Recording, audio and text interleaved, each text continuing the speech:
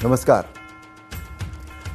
सबसे पहले मैं अरुण गोविल आप सबको भारतीय नववर्ष, नव संवत्सर, गुड़ी पड़वा और युगाब्द की ढेरों शुभकामनाएं देता हूं। चैत्र मास की शुक्ल प्रतिपदा को वर्ष प्रतिपदा या युगादि कहा जाता है, यानी नए युग का आरंभ। इस दिन हिंदू नव वर्ष का आरंभ होता है। वैदिक शास्त्रों और पुराणों के अनुसार सृष्टि के निर्माता भगवान ब्रह्मा जी ने चैत्र मास के शुक्ल पक्ष की प्रतिपदा तिथि को इस संसार को रचा था। इसलिए इस पावन तिथि को नव संवत्सर पर्व के रूप में भी मनाया जाता है। इस दिन लोग पूजा पाठ करते हैं और तीर्थ स्थानों पर जाते हैं। लोग पवित्र नदियों में स्नान करते हैं। शुक्ल प्रतिपदा का दिन चंद्रमा की कला का प्रथम दिवस माना जाता है। जीवन का मुख्य आधार वनस्पतियों को सोमरस चंद्रमा ही प्रदान करता है। इसे औषधियों और वनस्पतियों का राजा कहा गया है। इसीलिए इस दिन को वर्षारंभ माना जाता है।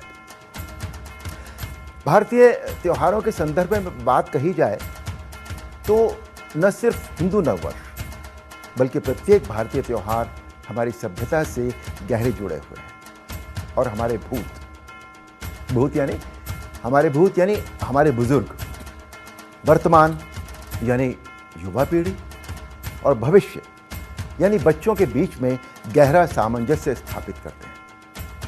भारतीय त्योहारों में एक संतुलन का दर्शन होता है। इसके अतिरिक्त हमारे हिंदुस्तान में सभी वित्तीय संस्थानों का नववर्ष अप्रैल से प्रारंभ होता है और भारतीय अर्थव्यवस्था की रीढ़ कृषि का संबंध भी चैत्र महीने से जुड़ा हुआ है। चैत्र में फसलों की कटाई होने के बाद किसानों के पास धन आता है और जब उनके पास धन आएगा तो निश्चित रूप से खुशहाली उनके कदम चूमेगी।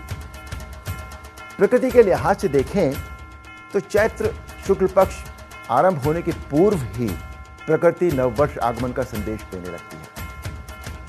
वृक्ष पौधे अपने जीर्ण वस्त्रों को त्यागते हैं।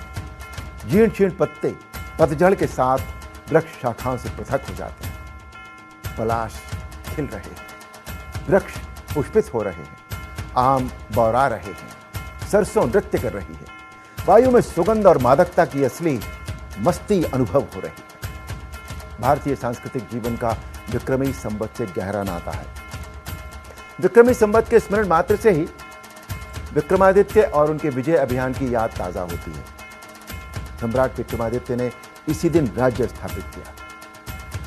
भविष्य पुराण के अनुसार वैदिक धर्मों के न होने के कारण संसार का पतन हो रहा था और ये देखकर शिवजी ने विक्रमादित्य को पृथ्वी पर भेजा। उन्होंने अपने लिए 32 पुतलियों से सजा एक सिंहासन बनवाया। शिवजी की पत्नी पार्वती जी ने उनकी रक्षा करने के लिए और उन्हें पहेलियों के साथ निर्देश देने के लिए एक बेताल बनाया। बेताल विक्रमादित्य को कहानियां सुनाता और मार्गदर्शन करता। बेताल द्वारा बार बार सारगर्भित कहानियां सुनाए जाने और उनका सार्थक उत्तर देने के कारण विक्रमादित्य में नैतिक, राजनीतिक, कूटनीतिक, सामाजिक, आर्थिक और धार्मिक सभी आवश्यक विषयों का व्यावहारिक ज्ञान बहुत बढ़ जाता है। इसके पश्चात जब वो सिंहासन पर बैठते हैं तो उनमें एक नई ऊर्जा, नई विचारधारा, नया दृष्टिकोण होता है। विक्रमादित्य ने अश्वमेध यज्ञ किया, जिसमें अश्व यानी घोड़े को छोड़ा।